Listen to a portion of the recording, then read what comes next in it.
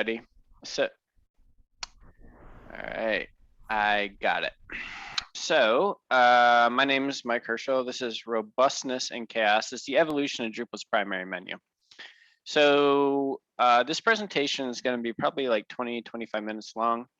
And then at the end, I want to do some questions. So my name is Mike Herschel. That's me on the left. On the right is my daughter, Millie, who is now like a foot taller. And there below is my puppy, Dexter, who is now like a big, ugly dog. I have two dogs. Dexter is the one that I love the least, but he's super cute. And this is a great picture, so that's why it's here. I work for Lullabot. Lullabot is a design strategy development company. We also do support and maintenance if you're interested in that type of thing. We work with a lot of like fairly large clients doing cool stuff, mostly in the Drupal sphere. We do a lot of regular Drupal, a lot of decoupled Drupal, and a lot of other weird stuff too. A bit more about me. I've been working with websites and HTML and stuff since 2001. I've been doing Drupal since version 5.3 in like 2007. I've been at Lullabot for like, this is the longest job I've ever kept, honestly. So yeah, going like over 7 years now.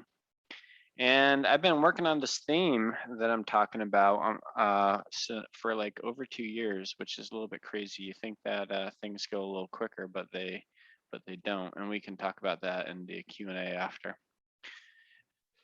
So in this presentation, we're gonna learn to evaluate website navigation for accessibility. We're gonna talk about some common navigation problems and solutions, and talk about patterns. And finally, I want to dispel the myth that websites can't be beautiful as well as highly accessible, because I've heard that before and it's BS. So let's talk about why create a new theme in navigation. So who here is familiar with this? I'm assuming you all are raising your hand. So this is Bartik, obviously, for us in the Drupal user group here. Bartik is the default theme for Drupal in Drupal 7, Drupal 8, and Drupal 9. Its navigation is fairly basic. It only supports like a single level of navigation. This theme was designed in 2009 by Jen Simmons, who now works for Apple, and it's looking. It's done a great job, but at the same time, it's looking a little old. Just to put things in perspective, when it was designed, Internet Explorer 8 was the dominant browser.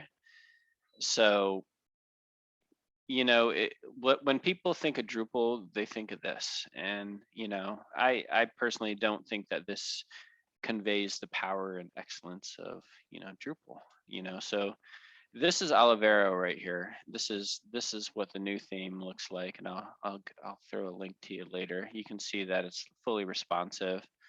You know, it has secondary drop-down menus, you know, which is new. We can also support mobile menus at wider widths, in case you have like a whole bunch of navigation items.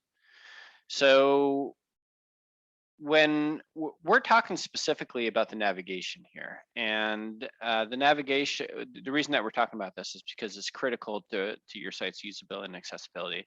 And honestly, it's like relevant to almost every single website across the internet, except for one, which I'll bring up to.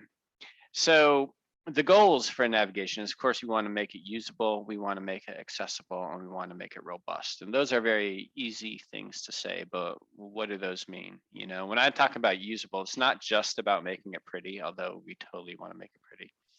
I'm a big fan of like having the submenus open on hover. There was a recent CSS Tricks article that was called like something in the name, something along the lines of in defense of click menus. And they talk about like accessibility issues with the hovers and issues. And we're going to talk about some of those and how we kind of surmounted those. But I am very lazy. I do not like to click my mouse to see what's under there. Like my muscles have atrophied from like years of web development, and I can barely move a mouse now, so I don't want to have to click. But they also still need to work for click and touch devices and things like that too. It needs to be very accessible. Accessibility is a core gate for Drupal. When I'm talking about accessibility, it needs to be navigable through keyboards and switches and screen readers or any other assistive technology, which I'll talk about in later. It needs to also work in forced color mode, which is like Windows high contrast, where like, you know, Windows kind of forces black on white or white on black or custom color schemes. It needs to be very robust, you know, it needs to be work with mobile friendly and all types of devices. If you have a pointer device, a tap device, or a device that supports both or anything all in between, this is going to be the default thing for Drupal. It's going to be used by millions of people, and they're going to be using all types of stuff. We need to support like a large number and a little number of navigation items. We need to support like every language pretty much, you know, and that includes right to left languages like Arabic or Hebrew or something like that, because people will install this and they're going to be looking at it in Arabic. We also support non-JavaScript environments. So you can see like this little menu that opens up. How is that going to work without JavaScript? So on top of that, everything, we support Internet Explorer 11. Internet Explorer 11 is supported by Drupal core, Drupal 9 core. It's not going to be supported by Drupal 10, but right now we have to support it, and it works. So how did we get here, and where are we, you know? So I want to we're going to walk through like how the theme started, and I'm going to like bring up various different issues that, you know, that came up in the core issue queue and even before that. And then we're just going to talk about the final result. And after we're all done, some Q&A. So we started about 2 years ago, which is static HTML. Holy crap, what's today's date? Is today the 15th? Does anybody know? I'm looking at my phone. Today's the 9th. The We 9th. are, yeah. So I was probably working on this by now, but like that initial commit was on the 15th, which is like pretty crazy. I'm gonna have to like set a reminder so I can send out a tweet or something. So I started working on this on just like static HTML, you know. So I'm not working with Twig. I'm just working with CSS and JavaScript and stuff. And so the first work that I have, and you can kind of see this working right here, is like I'm looking at the navigation specifically here. I knew that the navigation needed to be keyboard accessible. So what I have the menus open on hover, and then I'm using focus within, which is like a pseudo class to navigate within the submenus. And the way that this works is as you tab, if you tab to like, you can see I'm tabbing to like the products link up there. As I tab to that, the submenu will open, and then the next tabs will go down there, go down into that submenu until that goes away. And then at mobile, we just have like little click to expand buttons. So this initially brought up some issues. Excuse me. Like, how will the user know if there's a submenu? You know, we didn't have any indicators on that. And what if there's like a whole bunch of submenus, but the keyboard user wants to just get to the end? Like right now, we force them to navigate through the whole thing, which is better than nothing, but at the same time, it's not optimal.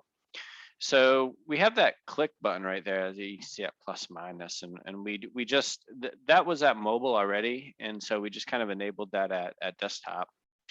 And to activate the submenu, we add the ARIA expanded attribute, and then we also have an ARIA controls attribute on there, and that kind of indicates to assistive devices what that button is doing. And then we kind of yanked out that focus within right there. And so this kind of satisfied. You can just tab through without opening that button or anything like that. And this kind of solved everything. And this gets into what we call the link disclosure pattern right here. And the link disclosure pattern is pretty basically, it's just a button that's right next to the hyperlink. And then the button's called the disclosure button, and that's what's used to show the button. So the submenus is hidden, and it's hidden but not just visually, but also from the accessibility tree via in Olivero we use a visibility hidden, because that could be animated with transitions. We use the ARIA controls attribute to point to the ID of the submenu, and we use aria expanded set to either true or false to toggle that on or off. And there's the escape key. You can hit the escape key and that'll close the menu. So on top of this, we add a couple extra things that we'll talk about. But like the thing that we already did talk about is the hover. You know, like if you hover above that parent list item there, the JavaScript will toggle that aria expanded and open and everything like that. We also have, if you click or tab outside of that, it'll close that menu, as you would expect. But this is all stuff that the browser doesn't do for free. You have to code this in there. So it's a little bit to think about. One of the first things that we did is we just yanked out that plus and threw in a chevron, which is a little bit more standard, kind of modern. Something else that we had to build is what's called a focus trap. So a focus trap basically makes it impossible for a user to tab outside of a contained area. And in this particular case, you can see that we have our navigation sitting kind of on top of the website. And so the focus trap is necessary because there's a WCAG success criterion called focus visible. And what that means is that if anything gets focused, that needs to be visible. Now, if this focus trap does not exist, excuse me, it would be possible for something under that menu to gain focus. And if it does, it wouldn't be visible, which would be a big accessibility violation. So what we do is we just constrain, we constrain the tabbing to that menu while the menu is open. Of course, you can also hit the escape button, hit the close button, or tap outside and close it. We moved into creating a contributed theme within Drupal about 1.5 years ago.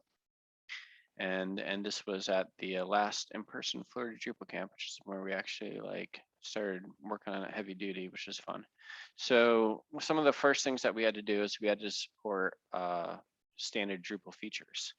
So in addition to like regular hyperlinks within the menu system, you can go into the menu and instead of typing like a path, you can type in like, you know, angle bracket no link or angle bracket button.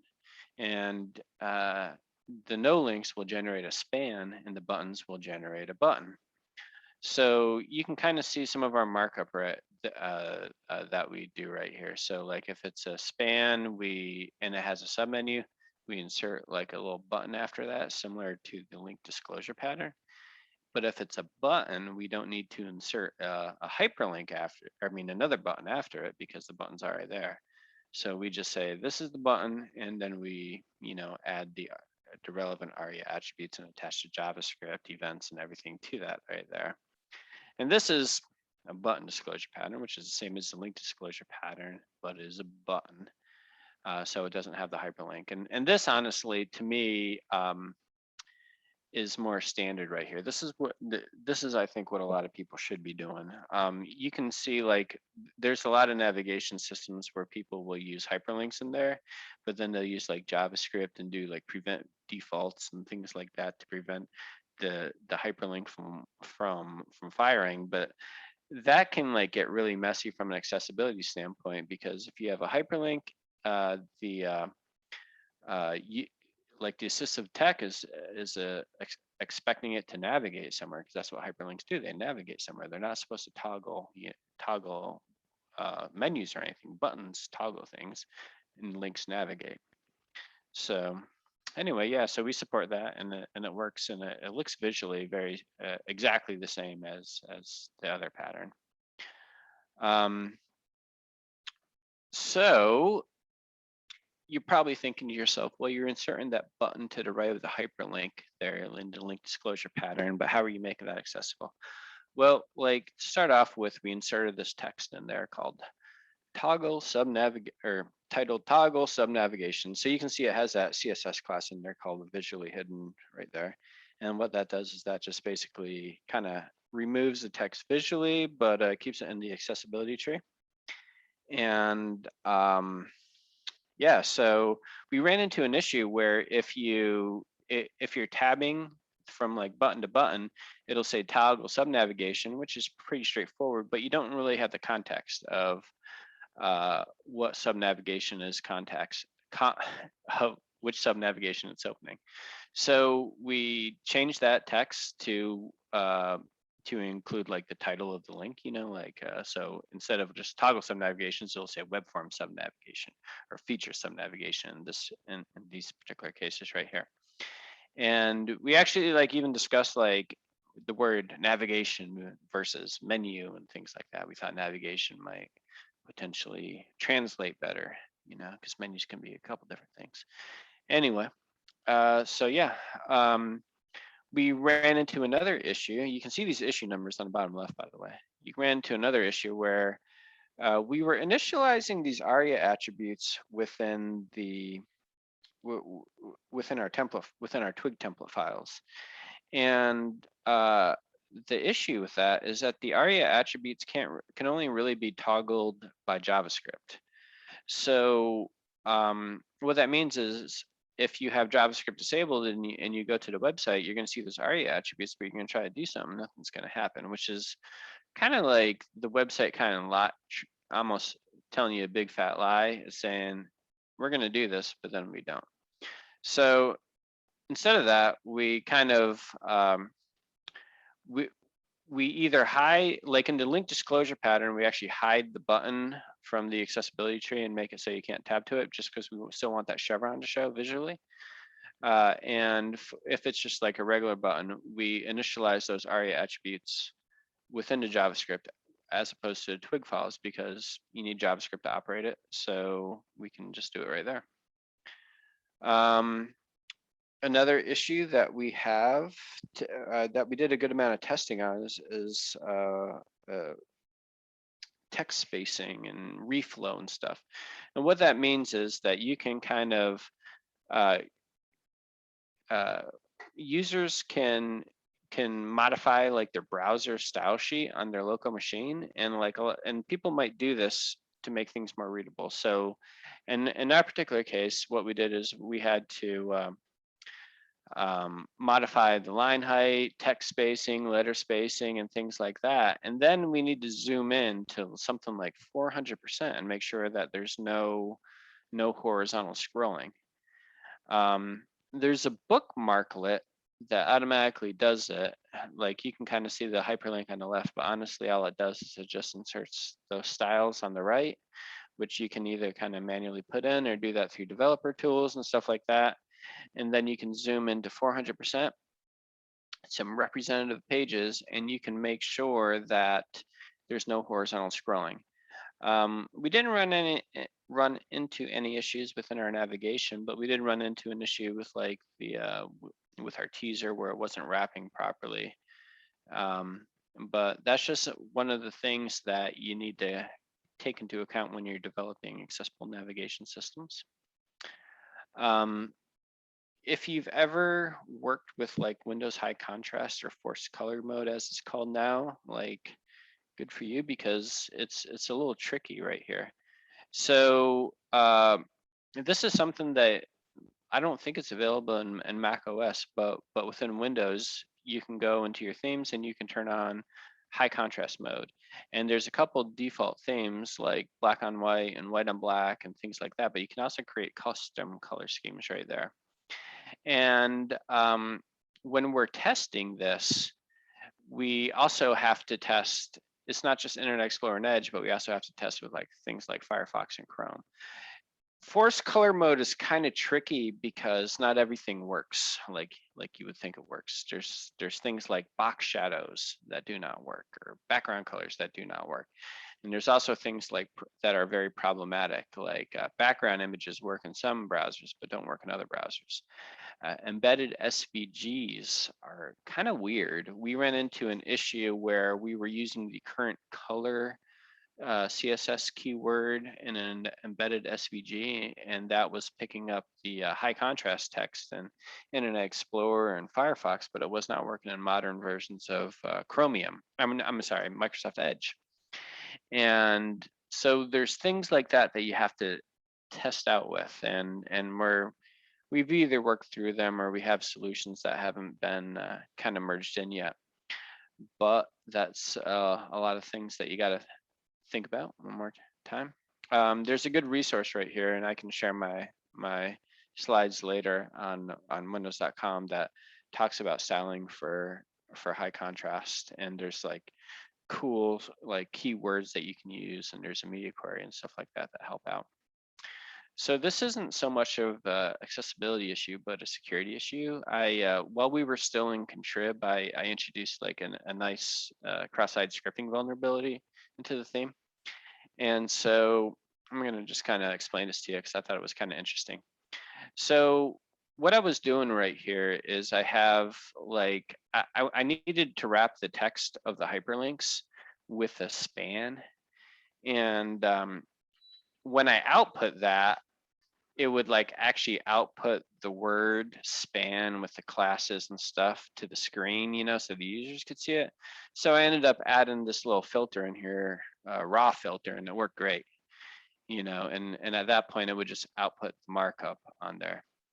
But the problem is if you go in and you edit that, you can actually insert JavaScript into the title, and when you do that, it actually outputs. So in this particular case, I'm just creating an alert that says hello, but JavaScript can do like a lot of malicious things, including if you have administrative permissions, it can like go in there and edit other people's users' permissions or create, delete things, and things like anything your browser can do, JavaScript can do. So this was a security vulnerability, and it was easy enough to fix. The solution is just basically don't use the raw filter right there.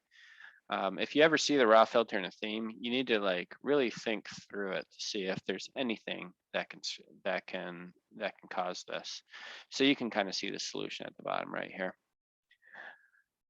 And now when it outputs, it actually outputs the text of script as it should, because that's what we would expect, even though it doesn't look good here, it actually works.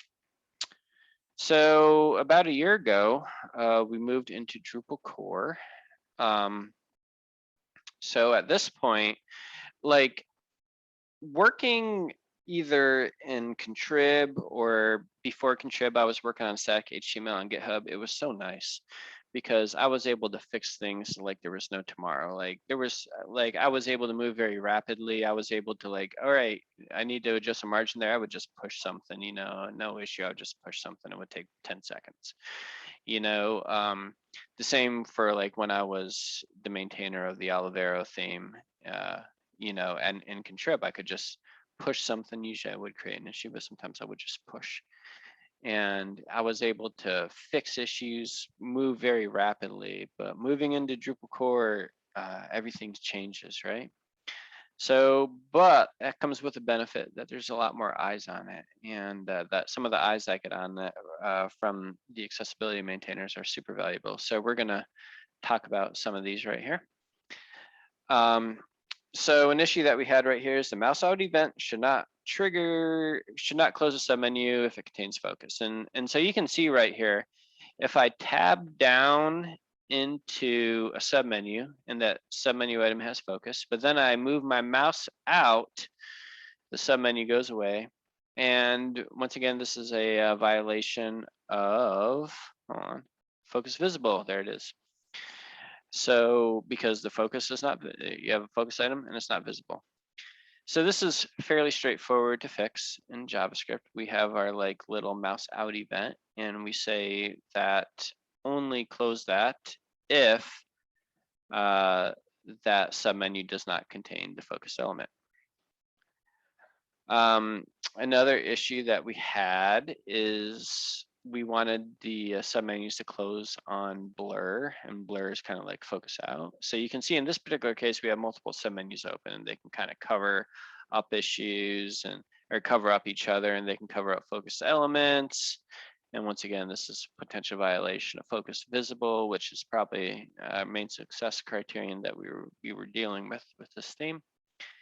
And so we basically create a blur event, which for those who don't know JavaScript, blur is basically like a focus out thing. There's a focus out event too, but they're slightly different. But anyway, so what we say is if there's a focus out, we set a timeout, and then we close it if like the parent menu doesn't contain the focus item. Yeah. So this was a super interesting one that like took a lot of thought, and like we initially thought this was going to be pretty straightforward. But it took a little bit of discussion and a couple different tries right here. And the problem was it would take two taps on mobile to open up the submenu, and then everything would work like fine, you know. So you're thinking like, well, what happens here? So we set I set a couple breakpoints within my JavaScript debugger, and what I found is that the first tap would trigger over the mouse over event, but then it would immediately trigger the click event. So the mouse over event would activate submenu, and the immediately activated click event would then deactivate submenu. So it would look like nothing happened, you know. And then if you had a subsequent tap, which is the second one, then only the click event would fire, and then that would just activate the menu. So I've seen this on websites before, and this is like one of those things that CSS trick article talked about. So first thing a developer does is they Google it. And so we found this great article that says supporting touch events and mouse events on MDN. MDN is a great resource that is usually pretty reputable. And this example over here is very basic. All it says is, it says, if there's a touch event, you know, the touch start event, open that menu and then cancel everything else. And this actually worked okay. But there's a pointer cancellation success criteria, which basically says that you should be able to like kind of hold your mouse button, like say if you click a button on them with your mouse button, you should be able to hold that button down, drag it off somewhere else, and then release it, and that event won't fire. And that's part of that WCAG success criterion called pointer cancellation. And this broke that. So that's an accessibility violation. So all right, we can't do this, right? So we had a second attempt right here. So the second attempt is that we listen for a touch event, and if so, we add we add like a CSS class. And basically, like if the touch event is triggered, if the mouse over event sees that CSS class, it won't do anything. It won't do anything. And then the click event will just fire like as expected, right? So basically, if there's a touch event, mouse over event won't do anything. And if there's a pointer event, then the mouse over event will work fine. And so this worked as you would expect. But one of the things that we were like really concerned about is there's all types of weird devices out there that we don't use, including like things like hover capable styluses. In this movie on the right hand side, we're using this Mac OS point scanning tool, which is an accessibility tool built into Mac OS. And you can configure this so it'll like hover and then click. And what we were really concerned about is we were concerned that you would still get those simultaneous hover and click events, even if you didn't have that touch event. So this is the solution we ended up coming up with. It's kind of complicated right here, but basically if there was a touch event, we add an isTouch event CSS class similar to what we were doing before. If it's a mouse over event, we'll do nothing if it sees that CSS class. And if that mouse over event does fire, we add an isActive mouse over CSS class, and then we open up the submenu. And then we create a little timer for a half a second. And at the end of that half a second, we remove that isActive mouse over event. And then if there's a click event, if it sees that in that isActive mouse over event, it won't do anything. The net effect of this is that it's impossible to like immediately trigger through a mouse over any click event within a half a second the menu, you know. So if you get in there and you hover your mouse and click within a half a second, instead of opening and closing, it'll just open. And I think that's perfectly fine. And that we tested this on the assistive tech, and it worked great. So we're super happy with that. Here's another interesting one that I've ran into in the wild before, but we ran into it with Olivero here. So basically, if we have like kind of like a long menu and a short height, browser height, viewport height, you can't really get to those bottom menus, because we fixed that header up there. So this is a violation of focus visible because you can't see the focus items when you tab to them. And in addition to that, it's kind of inaccessible for everybody, not just people that are using keyboards. Like even pointer users can't get to those. We ended up fixing this with some CSS. So we kind of calculate the height of the header right there. And then we set a max height on the little surrounding container element around the menus. And then we set overflow auto. And then like, as you can see, like as you're tabbing through, the browser will automatically scroll and do its best to keep whatever focus item is like in the viewport, and it just kind of works. So I thought that was kind of a nifty solution because it didn't require a lot of JavaScript, and it kind of works pretty well. Mobile menu obscures page after clicking the anchor link. This isn't so much of a accessibility issue, but this is more of like one of those issues that like kind of shows that we cannot, like, we get all types of content. We don't control the content right here. And it makes things like really difficult. So the particular issue is like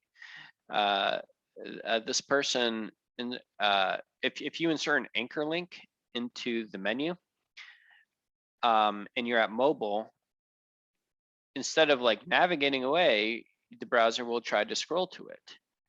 And then the menu stays open. And of course, the browser is not scrolling because you can kind of see like we do like a position of fix on it. And then it doesn't, the menu stays open because the menu is expecting a page reload. It's not expecting just like to jump to the bottom of the page or anything like that. So yeah, once again, we don't control the content, so we have to accommodate this. So this is kind of an interesting solution right here. So basically, we add in a little event listener onto that, like onto the hyperlinks. And when you click it, basically it says, if that link href starts with either like the current path and a hash or just a hash, at that point, it'll close that menu, and then it kind of works as you would expect. We ran into another issue. So let me back up a little bit. I talked earlier about focus traps and how the user expects to be able to tab through, and as you tab through, the focus trap will constrain you to like a certain, usually like a modal. In this case, it's navigation. But the user also expects to be able to shift tab out of that, right? Like, well, not out of it. You can shift tab and tab backwards, or you can tab and tab forwards. We had a bug where if you shift tab, you could actually break out of the focus trap, which is a violation of that with our good old friend focus visible. So that was easy enough to fix. But the key thing to remember on here is thoroughly test. Like, you have to test this out pretty good. And when I'm talking about testing, you gotta test on real devices. This particular issue right here was is not accessibility. It's like a polish issue where, like, initially when we would navigate around the website, like the way mobile Safari would just like load that menu to the left and then like slide it out on every single page reload. And like, you can look at this video, like it looks janky as hell. You're like, what the heck's going on?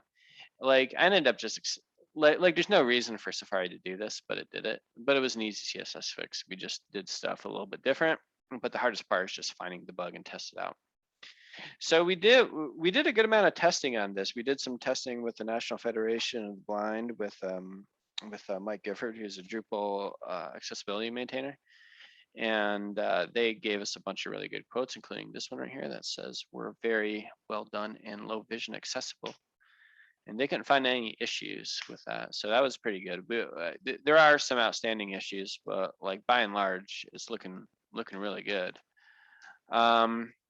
You can test it out right now. If you go to lb.cm/Olivero, that'll open up a Tugboat instance, and that opens up. It's not maybe like the very latest version of Olivero, but it's pretty close. And you can kind of see what Drupal looks like. It has some content built into that. See, we can look at that. So coming up, what's next? You know, I want to get this in default by 9.3, and I'm not quite sure this is going to happen. I was hoping actually for like 9.2, but like things move fairly slow in Drupal core, so it's just a matter of getting the appropriate amount of time from core committers to be able to commit your stuff. Like right now, we have like probably like something like 10 RTBC issues that have all gone through lots and lots of different testing and stuff. But yeah, so we want to hopefully get in by 9.3, and if so, we need to get it kind of ready in about a month. And with Drupal 10, which is coming out in June, which is like crazy, right? So Drupal 10 is going to be out in June. It's not going to support Internet Explorer 11 anymore, so we can remove a lot of cruft there. And in addition to that, we can like properly use CSS variables, which with Internet Explorer 11, you can't use CSS variables. And CSS variables opens up a heck of a lot of things to do, including things like color changing and stuff like that, which would just be awesome. Ta-da, that's it. So yeah, I'm gonna stop sharing my screen right here, but like any questions or anything like that? I have some questions. All right. So you want to get it stable for the next release. How can people help? Like at this point, a lot of our core issues are like our stable blockers are done. There is an issue that you, Amy June, helped out with where we need to do like some formal browser testing on like each and every browser. And honestly, like right now, that's kind of dependent on me. I need to finalize a script on saying that like for every single browser that Drupal supports, we need to go through these steps and make sure there's nothing janky. And I need to do that, but that's going to be something where everybody can kind of help out. But at this point in our process, like we have like most of our like stable blockers and high priority issues are either RTBC or there's like a solution ready to go. So it's just a matter of just getting those in. That being said, like there's weird stuff that happened. Like another floated Drupal person, David Barrett, he created an issue and he said, "Hey, I'm getting JavaScript errors." And I went to his website, JavaScript error. He had no navigation, you know, like he just had like a single page. And so this is like another example of like us not controlling content at all, you know. So Olivero had expected the navigation to be there. And that's a bug because like we should not expect the navigation to be there. Some people might yank it out like David did. So we have a patch ready to go for that. And another thing, like when there's bugs, we always write tests. So there's tests for that too. So it'll always work. Yeah. Any other questions? Was there any thought of like arrow key navigation in addition to the tabbing? Like as far as inside of the keyboard, you know? We thought about that. There was a little bit of a discussion with that with core maintainers or the accessibility maintainers like early on. But the thought process is that our navigation, even though like what I showed you was like very complex, it's still only like 2 levels deep, you know? So at this point, our thought was tabbing works great. People know how to do it. You know, let's not overcomplicate things at this point. Yeah, no, it works for most users. It is nice though when you hit the arrow key and it like circulates too. That's kind of an additional kind of neat thing. But yeah, no, the tabbing is, and for most screen reader users, they can navigate properly. Yeah, and the tabbing is like what the browser does by default, you know, so it's 100%, you know, supported. Yeah, for sure. But like working like a Windows like an application, right, where you're even going as far as the first letter of the item, like Yeah. triggering on a menu, that stuff too. There's And all then- types of cool stuff you can do, but go ahead. Yeah, We yeah. had And then when that focus exits from that focus circle, does it go back to where user triggered the focus? Yeah, that's a good question. That was another issue that I need to probably add to the slide deck now that I can make it a little bit longer. Yeah, so what we do is we have some JavaScript in there that says return the focus to the button element, but only if that parent item contained the focus. Because I don't know, something else on the page might grab the focus and you don't want it to return it there. So there is a little bit of logic that we had to do, but it's not terribly complicated. And yeah, we have that set. Nice. Yeah, it's an awesome job. Like It, amazing.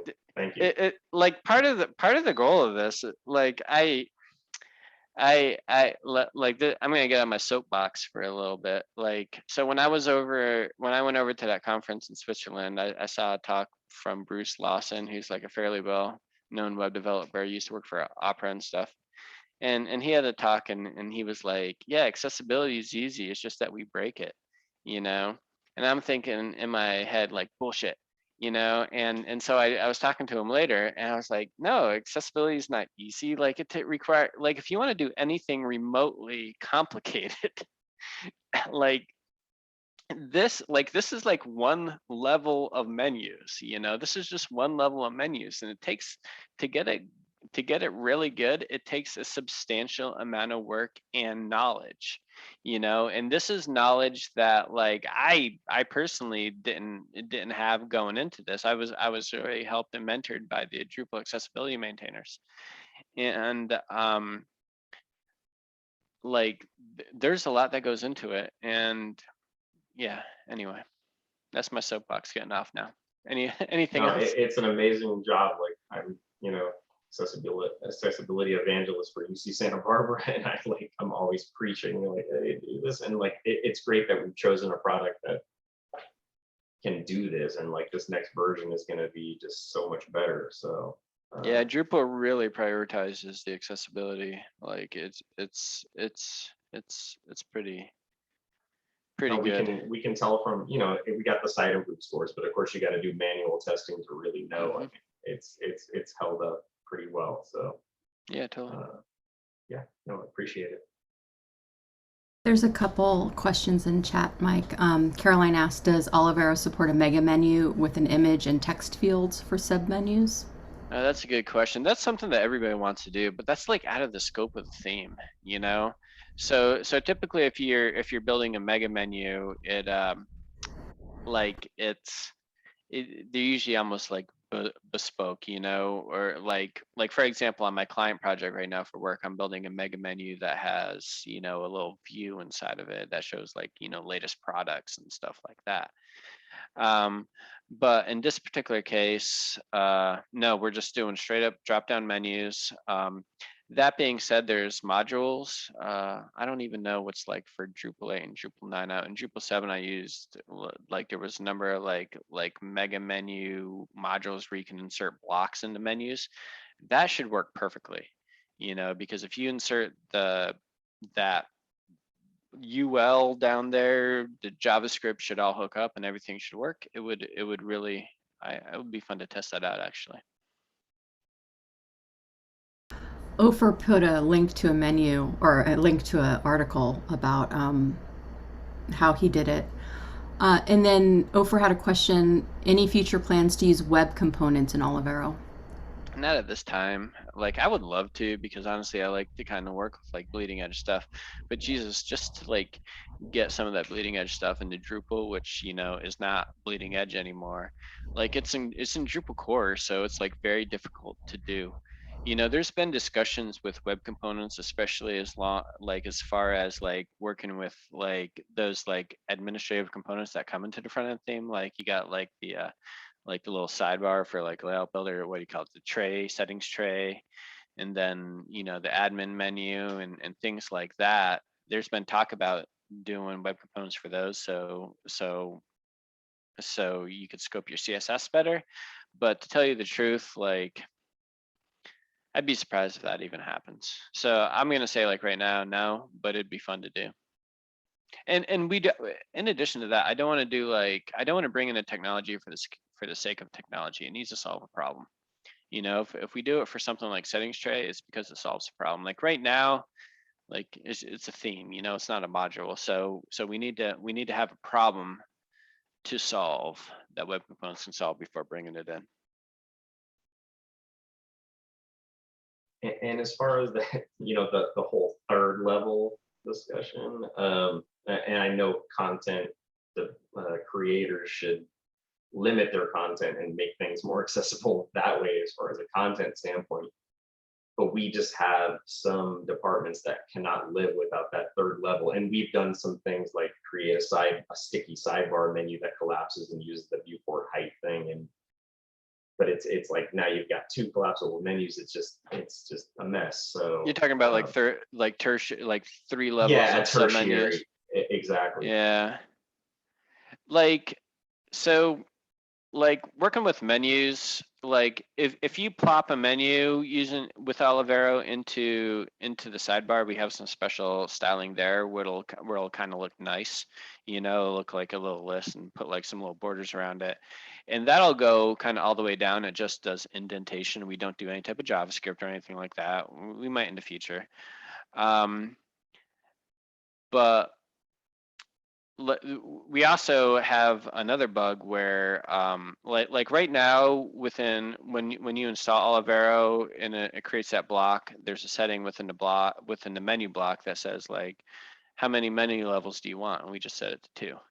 Now right now if you go into Drupal core and you set that to like unlimited and then create a bunch, it'll actually break the JavaScript, and we have another RTPC issue to fix that.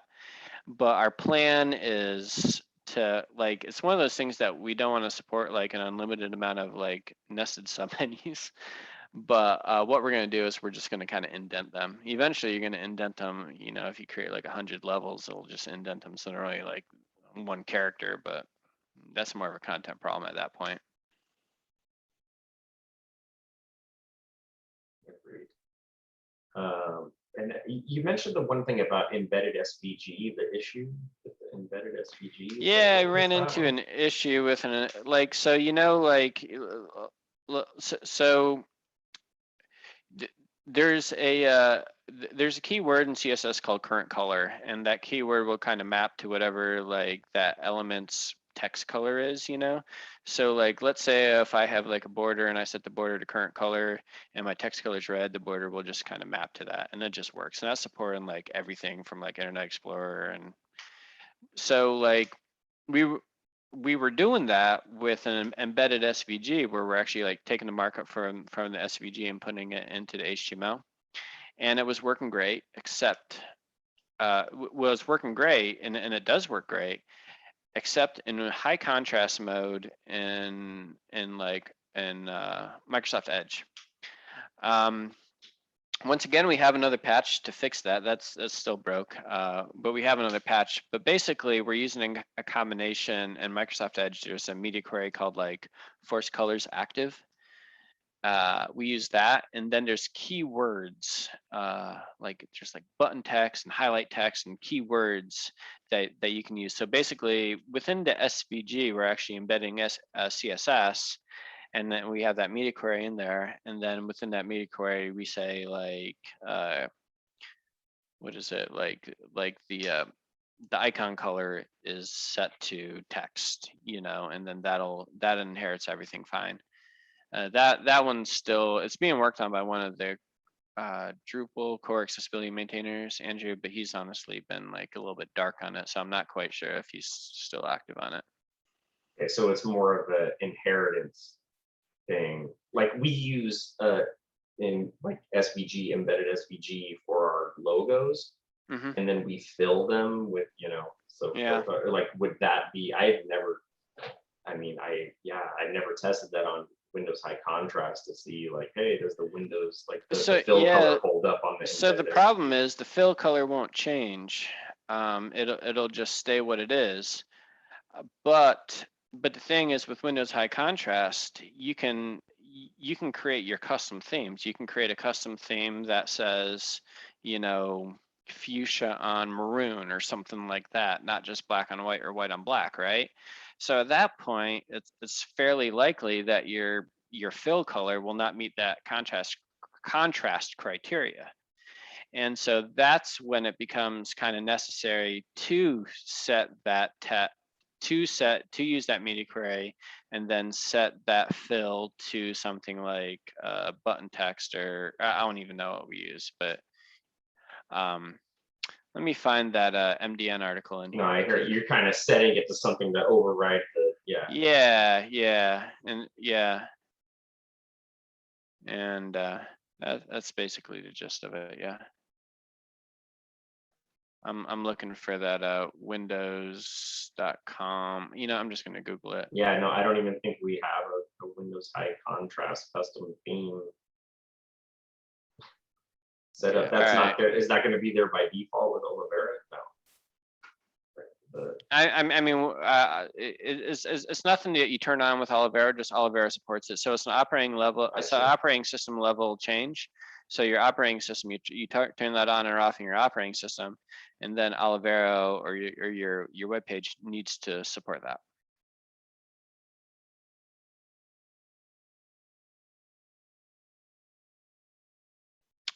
Any other questions? Thank you for the great presentation, Mike.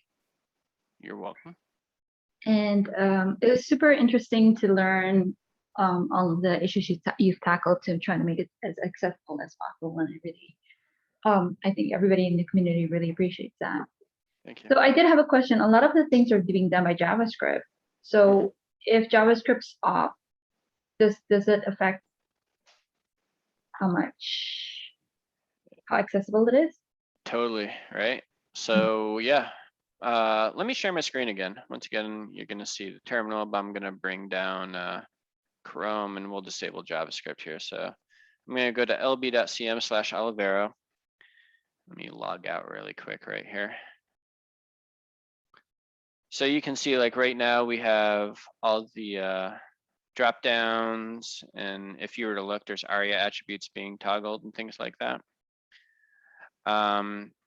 So I'm going to disable JavaScript. I have a little bookmark, like a little plugin that'll do it right here. So I'm disabling JavaScript, and it looks exactly the same. But what you're going to see right here is that it's using hover, the focus within to do it. So you can't, like, if you're tabbing through, the buttons or like the submenus are still accessible, but I'm tapping escape and nothing is happening, you know? And that's just the nature of it. Like, nothing's happening if you tap escape, but at the same time, the submenus are all still visible and accessible. Now, if you get into mobile right here, how is that going to handle in mobile? Well, we actually just exposed the whole darn thing without JavaScript at mobile right here. So this is what the menu looks like if you have JavaScript disabled at narrow viewports, and it'll just kind of look like that. So you can kind of tab through and do everything like you would expect, you know. So yeah, so the accessibility is not as good because that's kind of the nature of the beast, but we're making it accessible as possible, and you know, fully accessible for both, you know, people that use assistive technology and other people that don't. Thank you, I appreciate it. I was just wondering, like, what exactly. That's a great question. Looks really great. Thanks.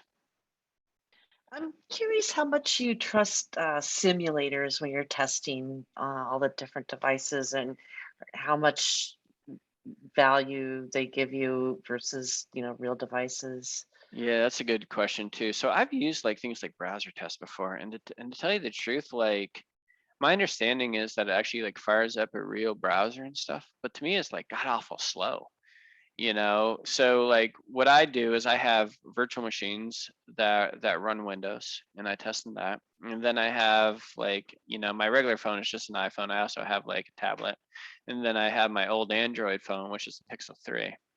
And on here, of course, I have like an older version of Chrome, and I also have like Opera, my Opera Mobile on here, and Samsung Internet to test out on too. And to me, real devices are better. You know, like for example, like I showed you like that issue within mobile Safari where you'd reload a page and the menu would like show and go out. I don't know if that would have happened at mobile. It wasn't happening in regular desktop Safari. It was only happening in mobile Safari. And yeah, but to tell you the truth, like if you're working on a Mac, like it's fairly easy. I use VirtualBox, and there's free virtual machine downloads from Microsoft for Windows. And then like if you have an iPhone and if you have a Android, that'll cover pretty much everything, you know. I mean, it won't cover everything, but it'll get somewhat close. Cool. Thanks. Cool. Other questions? I hear you on that. I felt like we were lucky when we caught our little sidebar sticky menu. Like we used that same viewport height thing to when it was blocking the content and we needed to scroll the sidebar and it couldn't and stuff like that. Yeah. And you end up with like weird usability issues. Like as you're just like tapping around, you might like notice like, holy crap, that's really annoying. Why am I doing things that way? You know, that you might not catch in the simulator if you're operating with a mouse. You know, there's little things like that are just kind of, no, that's good to test nice with to the know. device. Like Yeah, caught that the crazy, the crazy pop-up menu thing or whatever that was, the sliding thing. mm-hmm. Wow. Yeah, no, nice work. Thank you. Thank you.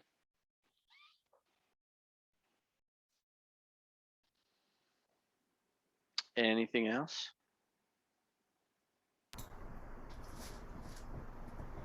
All right. Okay, I'm gonna hit stop.